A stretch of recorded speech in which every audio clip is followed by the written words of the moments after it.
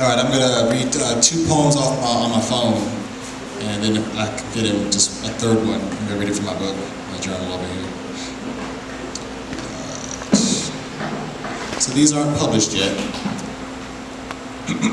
It's new stuff. This is ossuary is like it's like a tomb of bones. It's just like a structure in a graveyard that stores a lot of dead people, as opposed to just one grave. Ossuary. Why I lied about what I did before doesn't make a difference. Doesn't matter anymore. But how bad I felt once I realized what I lost then changed my conscience for the better, changed the world I faced again. Who I was when I broke every promise versus who I became when I set myself free. These deeds became my rite of passage. These deeds became my legacy. This apple did not fall far from the good and evil tree. I am my Father's son, as you can plainly see. A house divided against itself refuses discipline. Hellfires rising up and taking over again. Hellfires rising up that want to eat me alive. The smoke, ash, and splinters of a failed suicide. I betrayed your trust. All I have left is my idiot pride. I lied and stole and fled. And ever since that day, I can't get back my innocence. I can't keep the devil at bay. Even after begging for Father's mercy and grace. Even after praying every night for his forgiveness. But no guarantees or absolutes to be had on this earth, in this life. If God's not listening anyway, to whom should I complain? Not to guns or government, for they'll abandon me all the same. Heavy lies the head that wears a spiteful and bitter crown that I made. It must be my instinct to deny wrongdoing and just keep on running away. I know my heart is selfish. I won't be any different tomorrow. My midnight black cravings, looking for the fast and easy way. My aberrant compulsions looming, chasing liquor with women and women with cocaine. My obsessive ruminations are exhausting, my intellect saved by nothing sane. Don't you know my life's disappointments brought about this doomed love affair with my own pain? Perhaps the eternal weeps for my prevailing ignorance, and I should dig purity back up where I had it buried long ago.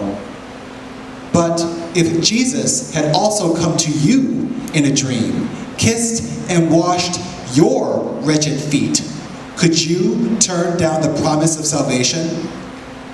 Could you refuse these lies so sweet? Thank you. Okay, this is a poem that I wrote for my second book. It's called Black Boys.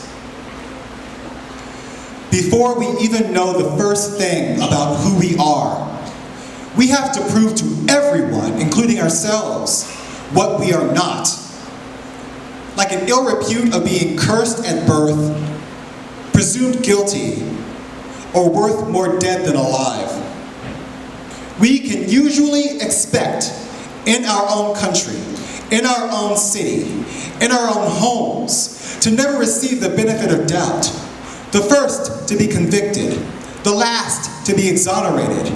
A lifetime of being feared, despised, disrespected, insulted, misrepresented, misunderstood, rejected, scapegoated, stereotyped, terrorized, underestimated, and undermined. The insurmountable burden of convincing the world's bigots that we are not your monsters. We are not your monkeys. We are not your evil. We are also human. We are also precious. We are also God's children, and not worthless or wicked or a waste of life. Rests firmly on our shoulders the day we are born.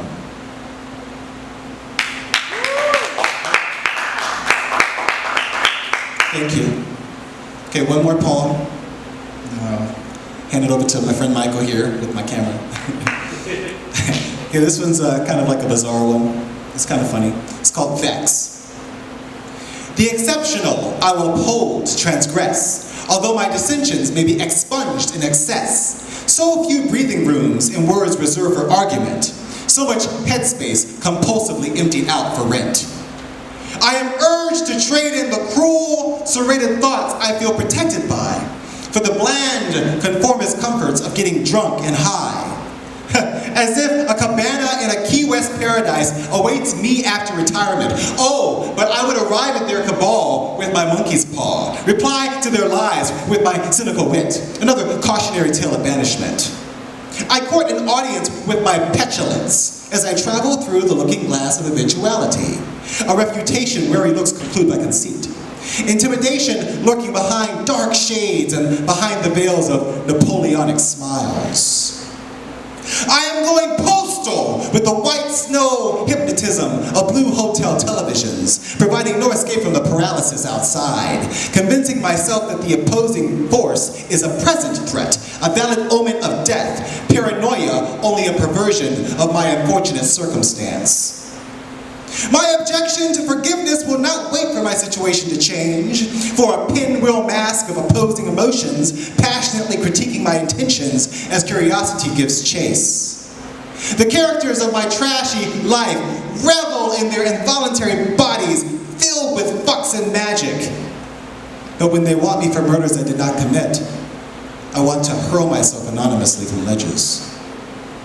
I am the strange mind splinter in the anonymous mist. I enjoy the quiet impressions I make in the mud, as my naked lust keeps the unholy fires burning. I stack damp tombstones beside me. When I make myself transparent, the lovers I lost will return. I am ripe with so much violent desire. I taste angry devils beneath my flowers. But having fun for its own sake is just not the same anymore. I feel too melancholy, backlit by hunger, fading slowly. There's something missing. Dread is gradually creeping into the void. But for whose sake?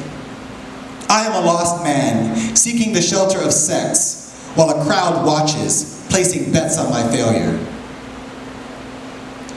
But listeners, please remember this. Anyone who tries to tell you what art is and why they do it in the first place speak absolute fucking nonsense. Trust the art, not the artist. Thank you.